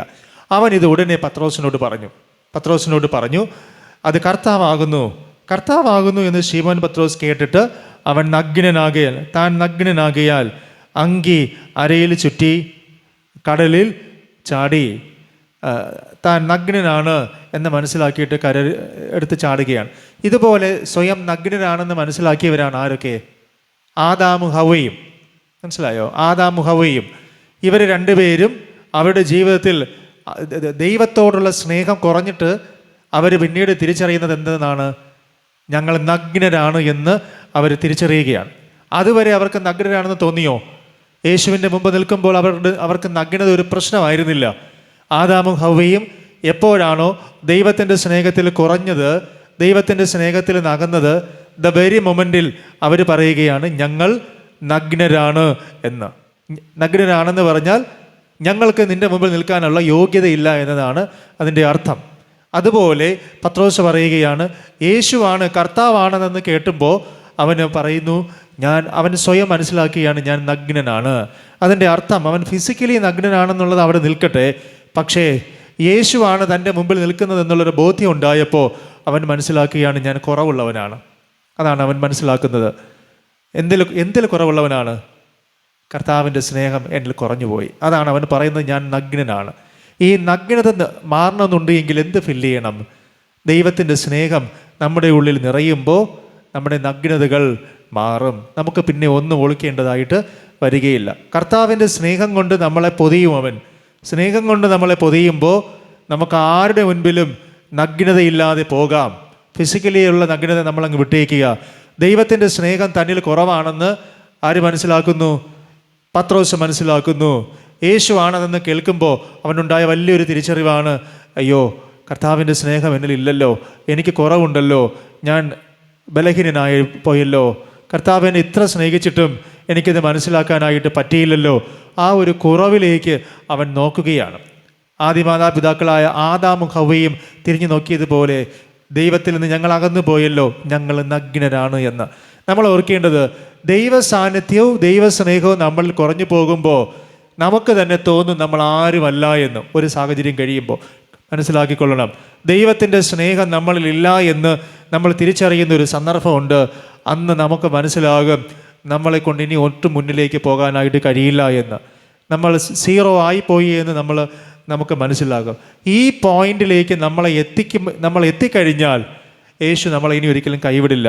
യേശു നമ്മളെ കരം പിടിച്ച് മുന്നിലേക്ക് നടത്തും. നമ്മൾ സമ്മതിക്കണം, കർത്താവ് എനിക്ക് കഴിയില്ല, എനിക്ക് കുറവുണ്ട്, ഞാൻ നഗ്നനാണ്, ഞാൻ ബലഹീനനാണ്. നിന്റെ സ്നേഹം എന്നിൽ കുറഞ്ഞു പോയിട്ടുണ്ട്. ഞാൻ സമ്മതിക്കുന്നു, ഞാൻ പാപിയായൊരു മനുഷ്യനാണ്. അടുത്തവൻ പറയുന്നുണ്ട്, നമ്മളത് വായിച്ച് മുന്നോട്ട് വരുമ്പോൾ 7-ാമത്തെ വാക്യം കഴിഞ്ഞതിന് ശേഷം ശിഷ്യന്മാർ കരയിൽ നിന്ന് ഏകദേശം 200 മുഴത്തിലധികം ദൂരത്തിലായികയാൽ അവർ പതിയെ വലയും വലിച്ചുകൊണ്ട് വന്നു. 9-ാമത്തെ വാക്യത്തിൽ കരയ്ക്കിറങ്ങിയപ്പോൾ അവൻ തീക്കനലും അതിന്മേൽ മീൻ വച്ചിരിക്കുന്നതും അപ്പവും കണ്ടു. യേശു അവരോട്, ഇപ്പോൾ പിടിച്ചത് ചിലത് കൊണ്ടുവരുവിൻ എന്ന് പറഞ്ഞു. ശീമോൻ പത്രോസ് കയറി 153 വലിയ മീൻ നിറഞ്ഞൊരു വല കരയ്ക്ക് വലിച്ചു കയറ്റി. അതിനുശേഷം യേശു അവരോട്, വന്ന് പ്രാതൽ കഴിച്ചുകൊള്ളുവിൻ എന്ന് അവരോട് പറയുകയാണ്. അങ്ങനെ നമ്മൾ നോക്കുമ്പോൾ എല്ലാം കുറവുണ്ട്. അവൻ നഗ്നനാണ്, ബലഹീനനാണ്. അങ്ങനെ അവൻ യേശുവിൻ്റെ അരികിലേക്ക് എത്തുകയാണ്. അവന് ഉള്ളിൽ സ്നേഹത്തിൻ്റെ പരിമിതി ഉണ്ട് എന്ന് സമ്മതിച്ചിട്ട്. അങ്ങനെ സമ്മതിച്ച് ഇവരെല്ലാവരും കരയിലേക്ക് എത്തുമ്പോൾ യേശു അവർക്കെല്ലാം ഒരുക്കി അവർക്ക് വേണ്ടി കാത്തിരിക്കുകയാണ്. എന്തിനു വേണ്ടിയെന്നറിയാമോ? എല്ലാം അവർക്ക് നൽകി അവരെ വീണ്ടും കർത്താവ് ഒന്നുകൂടെ ചേർത്ത് വയ്ക്കാനായിട്ട് ആഗ്രഹിക്കുകയാണ്. ഇതുപോലെ യേശു പെസഹയുടെ അന്ന് ഇവർക്ക് വേണ്ടി ഒരു ഫീസ്റ്റ് ഉണ്ടാക്കി, അല്ലേ? അന്നതിന് ശേഷം അവർ പിരിഞ്ഞുപോയി. പെസഹയുടെ അന്ന് എന്താണ് സംഭവിച്ചത്? പെസഹയുടെ അന്ന് ഇതുപോലെ ഒരു അത്താഴമാണ്. അന്ന് അവരെല്ലാവരും കൂടെ ഒരുമിച്ചിരുന്ന് ഭക്ഷിച്ച് പാനം ചെയ്തു. അതിനുശേഷം അന്ന് അവർ സ്പ്ലിറ്റായി പോയതാണ്. അന്ന് അവർ പേടിച്ചു പോയതാണ്. അന്ന് അവർ ഓടിപ്പോയതാണ്. അന്ന് അവർ ഭയന്നു പോയതാണ്. അതിനുശേഷം യേശു അവരെ വിളിച്ചിരുത്തിയിട്ട് പറഞ്ഞു, നോക്ക്, നിങ്ങളൊന്നിനെക്കുറിച്ചും ആശ്ചര്യപ്പെടേണ്ട കാര്യമില്ല, സങ്കടപ്പെടേണ്ട കാര്യമില്ല. ഇവിടെ കനലിൽ ചുട്ട അപ്പവും മീനും എല്ലാം നിങ്ങൾക്ക് വേണ്ടി ഒരുക്കപ്പെട്ടിട്ടുണ്ട് എന്ന് അവരോട് പറയുകയാണ്. എല്ലാം ദൈവം അവർക്ക് വേണ്ടി ഒരുക്കി വച്ചിട്ടുണ്ടായിരുന്നു. ഒന്നിനും കുറവില്ല. എല്ലാം അവർക്ക് വേണ്ടി ഒരുക്കി വച്ചിട്ടുണ്ടായിരുന്നു. ഇവർ കരുതിയത് യേശുവിന് ഇനി ഒരിക്കൽ കൂടി ഞങ്ങൾക്കൊരു ഫീസ്റ്റ് വരാനായിട്ട് കഴിവില്ല എന്നതാണ്. യേശുവിൻ്റെ കാലങ്ങളൊക്കെ കഴിഞ്ഞു എന്നതാണ്. പക്ഷേ ഈ പണ്ട് കാലത്തൊക്കെ, അല്ലെങ്കിൽ ഇന്നത്തെ കാലഘട്ടത്തും അങ്ങനെ ഒക്കെ നമ്മൾ നോക്കിക്കഴിഞ്ഞാൽ നമ്മുടെ ഈ സ്നേഹബന്ധങ്ങൾ ഊട്ടി ഉറപ്പിക്കുന്നതിന് പിന്നിൽ ഭക്ഷണ കൂട്ടായ്മകൾക്ക് ഭയങ്കര പ്രാധാന്യമുണ്ട്, അല്ലേ? നിങ്ങളുടെ സ്നേഹിതരോ ബന്ധുക്കളോ നിങ്ങളുടെ വീട്ടിൽ വന്നു കഴിഞ്ഞാൽ നിങ്ങൾ എന്തെങ്കിലും കൊടുത്തുവിടും ഭക്ഷിക്കാനായിട്ടല്ലേ? ഒരു ഗ്ലാസ് വെള്ളമെങ്കിലും കൊടുക്കും. നല്ല വിഭവസമൃദ്ധമായ ഭക്ഷണം സമയമുണ്ടെങ്കിൽ എന്തു ചെയ്യും? അവർക്ക് ഉണ്ടാക്കി കൊടുക്കും. പറ്റിയില്ല എങ്കിൽ നമ്മൾ വാങ്ങിയെങ്കിലും കൊടുക്കും. അതിനുള്ള സാഹചര്യം ഇല്ലെങ്കിൽ പുറത്ത് കൊണ്ടുപോയി വാങ്ങിച്ചു കൊടുക്കും. എന്തുകൊണ്ടാണ് നമ്മളത് ചെയ്യുന്നത്? നമ്മുടെ സ്നേഹം പ്രകടിപ്പിക്കുന്നതാണ്. ഒരുപക്ഷെ അവർ നമ്മോട് പിണങ്ങിയവരായിരിക്കും, നമ്മളെ കുറ്റപ്പെടുത്തിയവരായിരിക്കും. എങ്കിലും അവർ നമ്മുടെ ഗസ്റ്റാണ് എന്ന് മനസ്സിലാക്കിയിട്ട് നമ്മളെല്ലാം മറന്ന് അവരെ സൽക്കരിക്കും. എന്തിനു വേണ്ടിയാണ് നമ്മൾ അങ്ങനെ ചെയ്യുക? നമുക്കൊരു സ്നേഹമുണ്ട് അവരോട്, അല്ലേ? ഇതാണ് ലോകത്തിൻ്റെ ഒരു രീതിയെങ്കിൽ യേശു ഇവരെ അതുപോലെ ട്രീറ്റ് ചെയ്യുകയാണ്. അവരോട് പറയുന്നുണ്ട്, കുഴപ്പമില്ല, നിങ്ങൾ ഇന്നലെ രാത്രി മുതലേ അധ്വാനിക്കുന്നതല്ലേ, ഞാനെല്ലാം നിങ്ങൾക്ക് വേണ്ടി ഒരുക്കി വച്ചിട്ടുണ്ട്. യേശുവിൻ്റെ സ്നേഹം യേശു പ്രകടിപ്പിക്കുന്നത് അങ്ങനെയാണ്. നമ്മുടെ ജീവിതാവസ്ഥകൾ എന്താണെന്ന് മനസ്സിലാക്കി യേശു അതിനെ ഫില്ല് ചെയ്യും. നമുക്കറിയാം, ഇന്നലെ വരെ അധ്വാനിച്ചവർക്ക് ഇപ്പോൾ കൊടുക്കേണ്ടത് അഡ്വൈസ് അല്ല. അവർക്കെന്താണ് ഇപ്പോൾ ആവശ്യം? അവർക്കിപ്പോൾ ആവശ്യം ഭക്ഷണമാണ്. അവരോടിപ്പോൾ സുവിശേഷം പറഞ്ഞാൽ അവർക്ക് മനസ്സിലാകില്ല, ഉപദേശം കൊടുത്താൽ അവർക്ക് മനസ്സിലാകില്ല. അപ്പോൾ യേശുവിൻ്റെ പ്രത്യേകത, ഉപദേശം കൊടുക്കേണ്ട സമയത്ത് എന്ത് ചെയ്യൂ? ഉപദേശം കൊടുക്കൂ. ഭക്ഷണം കൊടുക്കേണ്ട സമയത്ത് എന്ത് തന്നെ കൊടുക്കും? ഭക്ഷണം തന്നെ കൊടുക്കും. നിങ്ങൾ നോക്കണം, യേശുവിൻ്റെ അടുക്കൽ വചനം കേൾക്കാനായി വന്നിരുന്ന ഒരു കൂട്ടം ആൾക്കാരുണ്ടായിരുന്നു. വചനം കേട്ട് കേട്ട് കേട്ട് ഇവർ മടുത്ത് ഇനി വീട്ടിലേക്ക് പോകാനുള്ള നിവൃത്തിയില്ല, സാഹചര്യങ്ങളില്ല, ക്ഷീണിച്ചപ്പോൾ യേശു അവർക്ക് എന്താണ് കൊടുക്കുന്നത്? ഭക്ഷണം കൊടുക്കുന്നു. കാരണം എന്താണ്? അവിടെ പറയുന്നുണ്ട്, ഈ ജനം ഇടയനില്ലാത്ത ആടുകളെ പോലെ ആയിരിക്കുന്നു എന്ന് പറയുന്നുണ്ട്. അപ്പോൾ അവർക്ക് എന്ത് കൊടുക്കുകയാണ്? അവർക്ക് ഭക്ഷണം കൊടുക്കുകയാണ്. ഭക്ഷണം കൊടുക്കുക എന്ന് പറഞ്ഞാൽ അതിൻ്റെ അർത്ഥം അവരോടുള്ള സ്നേഹത്തെ യേശു നിറയ്ക്കുന്നത് എന്തിലൂടെയാണ്? ഭക്ഷണത്തിലൂടെയാണ്. അപ്പം നമ്മളോടുള്ള സ്നേഹം യേശു നിറച്ചു തരുന്നത് ഭക്ഷണത്തിലൂടെയാണ്. ഞാൻ പറയുന്ന ആശയം നിങ്ങൾ മനസ്സിലാക്കി വരണം. നമ്മളോട് യേശുവിന് എന്തുണ്ട്? സ്നേഹമുണ്ട്. ഈ സ്നേഹം യേശു നിറച്ചു തരുന്നത് എന്തിലൂടെയാണ്? ഭക്ഷണത്തിലൂടെയാണ്. അങ്ങനെയെങ്കിൽ യേശു നമ്മളോടുള്ള സ്നേഹത്തെ നമ്മുടെ ഹൃദയത്തിനുള്ളിൽ നിറച്ചു തരുന്ന ഭക്ഷണം ഏതാണ്? എന്താണ്? യേശുവിൻ്റെ ശരീരവും യേശുവിൻ്റെ അപ്പവും. അതാണ് ഇവർക്കിപ്പോഴും കൊടുക്കുന്നത്. മനസ്സിലായോ? അവർക്ക് കൊടുക്കുകയാണ് അപ്പവും മീനും. ചില രാജ്യങ്ങളിൽ, ചില സഭകളിലൊക്കെ എന്താണ് കൊടുക്കുന്നതെന്ന് അറിയാമോ? തിരുവത്താഴത്തിന് ഈ 2 സാധനം ഡിസ്ട്രിബ്യൂട്ട് ചെയ്യുന്ന ചർച്ചസ് ഉണ്ട് പലയിടങ്ങളിൽ. അപ്പവും മീനും കൊടുക്കും. അപ്പോൾ ഓരോ രാജ്യത്തിൻ്റെ ട്രഡീഷൻസ് അനുസരിച്ച് അത് മാറിക്കൊണ്ടിരിക്കും. അപ്പോൾ നമ്മൾ ഓർക്കേണ്ട ഒരു കാര്യം, യേശുവിൻ്റെ സ്നേഹം അടുത്ത വിലയേറിയതായി കാണിച്ചു കൊടുക്കുന്നത് യേശുവിൻ്റെ ശരീരത്തിൻ്റെയും അപ്പത്തിൻ്റെയും പ്രതിരൂപകമായിട്ട് അപ്പവും അവർക്ക് മീനും കൂടെ കൊടുത്തതിന് ശേഷമാണ്. അങ്ങനെയെങ്കിൽ നമ്മൾ ഓർക്കണം, യേശുവിന് നമ്മളോട് എന്തുണ്ട്? സ്നേഹമുണ്ട്. നമ്മൾ ഈ സ്നേഹത്തിൽ നിന്ന് ഇടയ്ക്കിടയ്ക്ക് എന്തു ചെയ്യും? നമ്മൾ പിറകിലോട്ട് പോകും. പക്ഷെ നമ്മളെ പിറകിലോട്ട് വിടാൻ യേശുവിന് താല്പര്യമുണ്ടോ? ഇല്ല. യേശു നമ്മളെ വിളിച്ചിട്ട് ഇതുപോലെ ഫില്ല് ചെയ്യും. എന്ത് തന്ന് ഫില്ല് ചെയ്യും? അവൻ്റെ ശരീരവും അവൻ്റെ രക്തവും നൽകിയാണ് അവൻ നമ്മുടെ ഹൃദയത്തിനുള്ളിൽ, ജീവിതത്തിനുള്ളിൽ സ്നേഹത്തെ റീഫില്ല് ചെയ്യുന്നത്. ഇത്രയും പിടികിട്ടിക്കഴിഞ്ഞാൽ നിങ്ങൾ രക്ഷപ്പെട്ടു. മനസ്സിലായോ? യേശു എങ്ങനെയാണ് യേശുവിൻ്റെ സ്നേഹത്തെ നമുക്ക് ഫില്ല് ചെയ്യുന്നത്? യേശുവിൻ്റെ ശരീരവും യേശുവിൻ്റെ രക്തവും നമുക്ക് തന്നാണ് ഇങ്ങനെ ഫില്ല് ചെയ്ത് ഇരിക്കുന്നത്. അതുകൊണ്ടാണ് യേശു പറയുന്നത്, നിങ്ങൾ എൻ്റെ നാമത്തിൽ കൂടി വരുമ്പോഴൊക്കെയും എൻ്റെ ഓർമ്മയ്ക്കായി നിങ്ങളിത് ചെയ്യണം. അതിലൂടെ നമുക്ക് എന്താണ് സംഭവിക്കുക? നമ്മളിലേക്ക് ഇത് റീസ്റ്റോർ ചെയ്യുകയാണ്. ഒരാഴ്ച നമ്മൾ ജീവിച്ചു, നമുക്ക് കർത്താവിനുള്ള സ്നേഹം കുറേശ്ശെ പിറകിലോട്ട് പോകും. കാരണം എന്താണ്? നമ്മൾ ജീവിക്കുന്നത് ലോകത്തിലാണ്. വീണ്ടും ഇത് വേണമെന്നുണ്ടെങ്കിൽ എന്ത് ചെയ്യണം? അടുത്ത ഇതിനെ സ്റ്റോർ ചെയ്യണം. ഇത് സ്റ്റോർ ചെയ്തില്ലെങ്കിൽ അടുത്ത ആഴ്ചയാകുമ്പോൾ വീണ്ടും നമ്മൾ എങ്ങോട്ട് പോകും? നമ്മൾ ഡൗൺ ആകും. അപ്പോൾ യേശുവിൻ്റെ ശിഷ്യന്മാരിപ്പോൾ ഡൗൺ ആണ്, അല്ലേ? ഇവർക്ക് പെസഹയുടെ അന്ന് കൊടുത്തതാണ്. പെസഹയുടെ അന്ന് അവർക്ക് ഈ അപ്പവും മീഞ്ഞും കൊടുത്തു. എന്നിട്ട് പറയുകയാണ്, ഈ മുന്തിരി വള്ളിയുടെ അംശം ഞാൻ ഇനി ഈ ലോകത്ത് നിങ്ങളോട് കൂടി ഇരിക്കുമ്പോൾ ഉപയോഗിക്കുകയില്ല എന്ന് യേശു പറയുന്നുണ്ട്. അതുകൊണ്ടാണ് രണ്ടാമത് വന്നപ്പോൾ മുന്തിരിയുടെ അനുഭവം കൊടുത്തില്ല, പകരം എന്ത് കൊടുത്തു? പണ്ട് ചെയ്തതിൻ്റെ ഓർമ്മ. 5 അപ്പവും 2 മീനും കൊണ്ട് വർദ്ധിപ്പിച്ചു. അതേ ഓർമ്മയിൽ ഇവിടെ യേശു അവർക്ക് അപ്പവും മീനും കൊടുക്കുകയാണ്. യേശുവിനറിയാം, ഇപ്പോൾ ഇവർക്ക് വചനം പറഞ്ഞു കൊടുക്കുകയല്ല വേണ്ടത്. ഇപ്പോൾ ഇവരുടെ ഉള്ളിൽ നേരിട്ട് യേശുവിൻ്റെ ശരീരവും രക്തവും ഫില്ല് ചെയ്യണം. അത് നിറഞ്ഞു കഴിഞ്ഞാൽ ഇനി ഞാൻ പറയുന്നത് അവർക്ക് മനസ്സിലാകും. അപ്പോൾ നമുക്ക് ദൈവം പറയുന്നത് ആശയങ്ങൾ, കാര്യങ്ങൾ മനസ്സിലാകണമെന്നുണ്ട് എങ്കിൽ എന്ത് അകത്തേക്ക് ചെല്ലണം? യേശുവിൻ്റെ ശരീരവും രക്തവും അകത്ത് ഫില്ലായാലേ ബാക്കി പറയുന്നത് നമുക്ക് മനസ്സിലാകുകയുള്ളൂ. അതുകൊണ്ടാണ് എല്ലാ ആരാധനകളിലും നമുക്ക് വിശുദ്ധ കുർബാന വളരെ പ്രധാനപ്പെട്ടതാണ് എന്ന് പറയാനുള്ള കാരണം. ഓരോ ആഴ്ചയും നമുക്ക് ഈ റീസ്റ്റോർ ചെയ്തുകൊണ്ടിരിക്കുകയാണ്. നമ്മുടെ ഫോൺ നമ്മൾ യൂസ് ചെയ്യും, ഉപയോഗിച്ച് കുറേ നേരം കഴിയുമ്പോൾ അതിൻ്റെ ചാർജ് എന്ത് ചെയ്യും? തീരും. വീണ്ടും അത് യൂസ് ചെയ്യണമെന്നുണ്ടെങ്കിൽ നമ്മൾ എന്ത് ചെയ്യണം? അതിനെ റീചാർജ് ചെയ്യണം. അതുപോലെയാണ് നമ്മുടെ ഉള്ളിലൊരു എനർജി ഉണ്ട്, അതിൻ്റെ പേരാണ് ദൈവത്തിൻ്റെ സ്നേഹം. ഈ സ്നേഹം കുറഞ്ഞു പോകുമ്പോൾ അതിനെ വീണ്ടും സ്റ്റോർ ചെയ്യണം. അത് സ്റ്റോർ ചെയ്യുന്നതിന് വേണ്ടി വച്ചിട്ടുള്ള ഈ ലോകത്തിൽ ഏറ്റവും വലിയ കർത്താവിൻ്റെ ഗിഫ്റ്റാണ് യേശുവിൻ്റെ ശരീരവും രക്തവും. അതുകൊണ്ടാണ് നമ്മൾ പാടുന്ന പാട്ട് നിങ്ങൾക്ക് ഓർമ്മയുണ്ടല്ലോ, സ്നേഹം എന്ന വാക്കിനർത്ഥം, അല്ലേ? സ്നേഹം എന്ന വാക്കിനർത്ഥം എന്തായിട്ട് മാറുകയാണ്? സ്നേഹം കുർബാനയായി മാറുന്നു. അപ്പോൾ ഇനി നിങ്ങൾ പാടുമ്പോൾ ഓർക്കണം, സ്നേഹം കുർബാനയായി മാറുന്നു എന്ന് പറഞ്ഞാൽ സ്നേഹം നമ്മുടെ ഉള്ളിൽ റീഫില്ല് ചെയ്യുന്നതാണ്, നമ്മുടെ ഉള്ളിൽ ഫില്ല് ചെയ്യപ്പെടുന്നതാണ്. അപ്പോൾ ഇവർക്ക് അതാദ്യം ഫില്ല് ചെയ്ത് കൊടുത്തു. ഫില്ല് ചെയ്ത് കൊടുത്തതിന് ശേഷമാണ് യേശു ബാക്കി കമ്മ്യൂണിക്കേറ്റ് ചെയ്യുന്നത്. യേശു അവരോട് സംസാരിക്കുന്നുണ്ട്. 15-ാമത്തെ വാക്യത്തിൽ പ്രാതൽ കഴിച്ചു. കഴിക്കേണ്ടതൊക്കെ അവർ കഴിച്ചു, ഭക്ഷണം കഴിച്ചു. അതായത് യേശുവിൻ്റെ ശരീരരക്തത്തിൻ്റെ ആത്മീയ അനുഭവത്തിലേക്ക് അവർ പങ്കുചേർന്നു. അത് കഴിയുമ്പോൾ യേശു ശീമോൻ പത്രോസിനെ വിളിച്ചു, നീങ്ങ് വാ. എന്നിട്ട് അവനോട് പറഞ്ഞു, യോഹന്നാൻ്റെ മകനായ ശീമോനെ, ബർ യോന ശീമോനെ എന്നാണ് വിളിക്കുന്നത്. ഇതിന് 2 അർത്ഥമുണ്ട്. ഈ പത്രോസിൻ്റെ അപ്പൻ്റെ പേരെന്താണ്?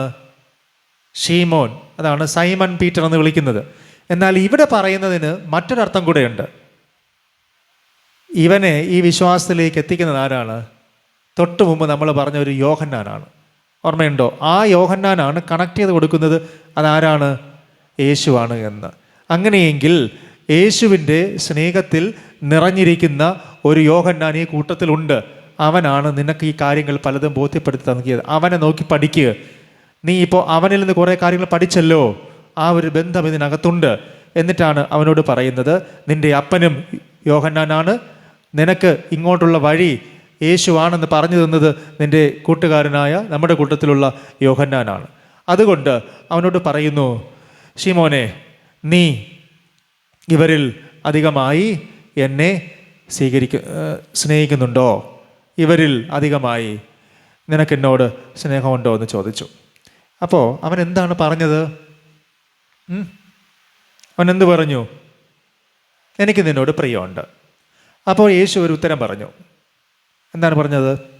കൊള്ളാം, എൻ്റെ കുഞ്ഞാടുകളെ എന്ത് ചെയ്യണം? മേയ്ക്കണം. ആരാണ് കുഞ്ഞാടുകൾ?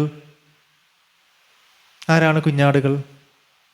തൊട്ട് മുമ്പ് യേശു ഈ 11 പേരെ വിളിക്കുന്ന ഒരു വാക്കുണ്ട്, കുഞ്ഞുങ്ങളെ എന്നതാണ്. ആടുകളിൽ കുഞ്ഞുങ്ങളെ എന്നാണ് ഒരു അർത്ഥം, കുഞ്ഞുങ്ങളെ. ആദ്യം പറയുന്നത് കുഞ്ഞാടുകളെ മേയ്ക്കുക എന്ന് പറഞ്ഞാൽ നീ ഈ കൂട്ടത്തിലുള്ളവന്മാരെ ആദ്യം എന്ത് ചെയ്യണം? നയിക്കണം. കുഞ്ഞുങ്ങൾ ആരാണ്? ഇവരാണ്, അല്ലേ? പറയുകയാണ്, നീ ഈ കൂട്ടത്തിലുള്ളവരെ എന്ത് ചെയ്യുക? നയിക്കുക. നിൻ്റെ കൂടെ ഇനി കുറേ അപ്പോസ്തലന്മാർ വരും. ഇനി നിങ്ങളങ്ങോട്ട് നോക്കിയാൽ അറിയാം, അപ്പോസ്തല പ്രവൃത്തി നമ്മളിപ്പോൾ വായിച്ചുകൊണ്ടിരിക്കുകയാണ്. ഈ കൂട്ടത്തിലുള്ളവന്മാർക്ക് വേണ്ടി നിന്ന് സംസാരിക്കുന്നത് ആരാണ്? പത്രോസാണ്. അവരെല്ലാം ബാക്കിയുള്ള 11 പേരും പിന്നീട് ഒരാളെ കൂടെ നമ്മൾ കൂട്ടിച്ചേർക്കും. അങ്ങനെ ഇവർ 12 പേര് ഒരുമിച്ച് നയിക്കും. മുന്നിൽ നിന്ന് നയിക്കുന്നത് ആരാണ്? പത്രോസ്. അതാണ് ആദ്യം പറഞ്ഞത്, എൻ്റെ കുഞ്ഞാടുകളെ മേയ്ക്കുക. നിൻ്റെ കൂടെയുള്ള ബാക്കി 11 പേരുണ്ടല്ലോ, അവർക്ക് ഇനി മുതൽ ആരാണ്? നീയാണ് അവരെ നയിക്കേണ്ടത്.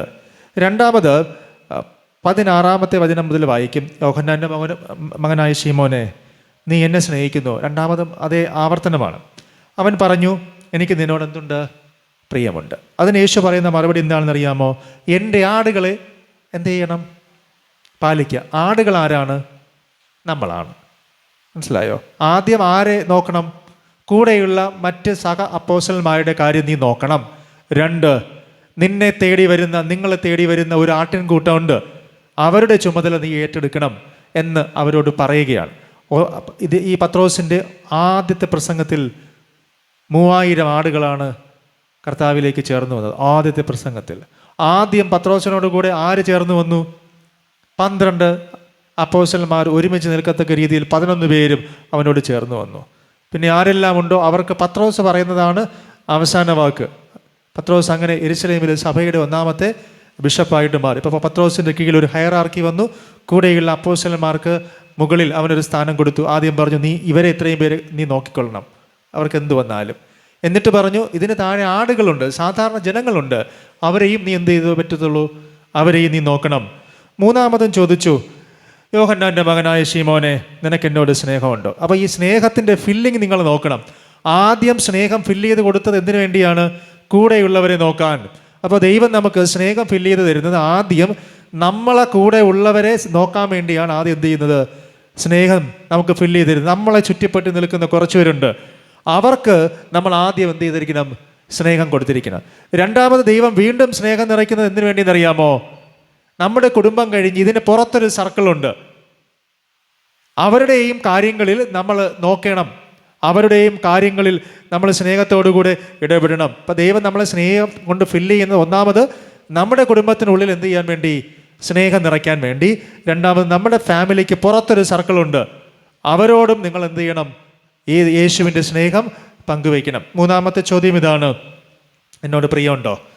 അപ്പോൾ ഇത് ചോദിക്കുമ്പോൾ യോഹന്നാന് സങ്കടമായി, അവന് ദുഃഖമായി. അവൻ പറഞ്ഞു, കർത്താവേ, നീ സകലതും അറിയുന്നുണ്ട്, നീ സകലതും അറിയുന്നുണ്ട്. അപ്പോൾ യേശു പറയുന്ന മറുപടി, എങ്കിൽ എൻ്റെ ആടുകളെ നീ എന്ത് ചെയ്യുക? മേയ്ക്കുക. രണ്ടാമത് പറഞ്ഞ എന്താണ്? ആടുകളെ പാലിക്കുക. പാലിക്കുക എന്നത് എന്താണ്? ആടുകളെ പ്രൊട്ടക്റ്റ് ചെയ്യുക എന്നതാണ് അതിൻ്റെ അർത്ഥം. ഇവിടെ പറയുന്ന ആടുകളെ മേയ്ക്കുക എന്ന് പറഞ്ഞാൽ ഈ ആടുകളെ ഇന്നു മുതൽ നീ നയിക്കണം എന്നതാണ്. ഇന്നു മുതൽ നീയാണ് ഇവരുടെ നേതാവ്. അപ്പം 3 കാര്യങ്ങളിൽ ഫില്ല് ചെയ്ത് കൊടുക്കുകയാണ്. അപ്പോൾ ദൈവം നമുക്ക് സ്നേഹത്തെ ഫില്ല് ചെയ്ത് തരുന്ന ഈ 3 കാര്യങ്ങൾക്ക് വേണ്ടിയാണ്. ഒന്ന്, ദൈവത്തിൻ്റെ സ്നേഹം നമ്മുടെ ഉള്ളിൽ ഫില്ല് ചെയ്യുന്നത്. ഒന്ന്, നമ്മുടെ കുടുംബത്തെ നന്നായിട്ട് കൊണ്ടുപോകാൻ വേണ്ടി. മനസ്സിലായോ? 2, നിങ്ങളുടെ കുടുംബത്തിന് അപ്പുറത്ത് നിങ്ങളുമായി ബന്ധപ്പെടുന്ന കുറച്ച് പേരുണ്ട്, അവരെ കരുതാൻ വേണ്ടി, പ്രൊട്ടക്റ്റ് ചെയ്യാൻ വേണ്ടി. മനസ്സിലാകുന്നുണ്ടോ? 3-ാമത്, അവർക്കൊരാവശ്യം വന്നാൽ അവരെന്ത് ചെയ്യാൻ വേണ്ടി? നല്ല അഡ്വൈസ് കൊടുത്ത് അവരെ നയിക്കാൻ വേണ്ടി, മുന്നിൽ നിന്ന് നയിക്കാൻ വേണ്ടി. ഈ 3 കാര്യങ്ങൾക്ക് വേണ്ടിയാണ് യേശു നമ്മുടെ ഉള്ളിൽ സ്നേഹത്തെ നിറയ്ക്കുന്നത്. അങ്ങനെ യോഹന്നാന് ഈ സ്നേഹം കൊണ്ട് നിറഞ്ഞു. പത്രോസ് ഈ സ്നേഹം കൊണ്ട് നിറഞ്ഞു. അതിനുശേഷം പറഞ്ഞു, ഇത്രയും കാലം നീ നിനക്കിഷ്ടമുള്ളതുപോലെ നടന്നു, ഇനി മുതൽ നിനക്കിഷ്ടമുള്ളതുപോലെ നിനക്ക് നടക്കാനായിട്ട് കഴിയത്തില്ല. മറ്റൊരുത്തൻ നിൻ്റെ അരകെട്ടി നിനക്കിഷ്ടമില്ലാത്തടുത്ത് നിന്നെ കൊണ്ടുപോകും. അതായത് ഇനി മുതൽ നിനക്കൊരു അരക്കെട്ട് തരും. അരക്കെട്ട് തരുമെന്ന് പറഞ്ഞാൽ അതിൻ്റെ അർത്ഥം എന്താണ്? നിൻ്റെ സ്റ്റാറ്റസ് മാറാൻ പോവുകയാണ് എന്നതാണ്. ഇന്നലെ വരെ അവൻ്റെ അരക്കെട്ട് അവനാണ് കെട്ടിക്കൊണ്ടിരുന്നത്. അവനുണ്ടാക്കിയ ഒരു അരക്കെട്ടാണ്. അവൻ്റെ അരക്കെട്ട് മാറ്റിക്കൊടുക്കുക എന്ന് പറഞ്ഞാൽ അവൻ്റെ പൊസിഷൻ ഒരു ശിഷ്യൻ എന്നതിൽ നിന്ന് അവനെ ബിഷപ്പിൻ്റെ പൊസിഷനിലേക്ക് അവനെ മാറ്റുകയാണ്. അപ്പോൾ നമുക്കറിയാലോ, അച്ഛന്മാർക്കുള്ള ഗേഡിലിൻ്റെ കളറല്ല ആർക്കുള്ളത്? ബിഷപ്പിന്. നമുക്ക് കാണുമ്പോൾ വേഗത്തിൽ അറിയാൻ വേണ്ടിയാണ്. അതുകൊണ്ടാണ് പറയുന്നത്, നിൻ്റെ അരയുടെ കെട്ട് ഇന്നു മുതൽ ഞാൻ എന്ത് ചെയ്യുകയാണ്? മാറ്റുകയാണ്. ദൈവത്തിൻ്റെ സ്നേഹത്തിൻ്റെ ലെവലിലേക്ക് ദൈവം അവനെ ഉയർത്തിക്കൊണ്ടുവരികയാണ്.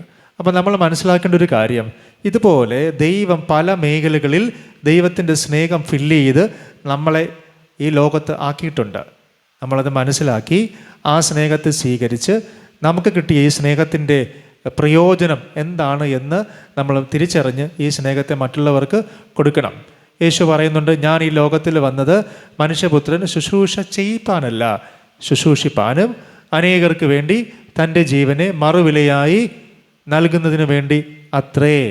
അപ്പോൾ ഇതാണ് തുടർന്ന് പത്രോസ് ചെയ്യുന്നത്. ദൈവസ്നേഹം നമ്മുടെ ഉള്ളിൽ ഫില്ല് ചെയ്യുമ്പോൾ യോഹന്നാനെ പോലെ പത്രോസിനെ പോലെ നമ്മുടെ ശുശ്രൂഷ മേഖലകൾ, കുടുംബജീവിതം, തൊഴിൽ മേഖലകൾ എല്ലായിടത്തും വലിയ മാറ്റങ്ങൾ ഉണ്ടാകും. ദൈവം നമ്മെ സഹായിക്കട്ടെ.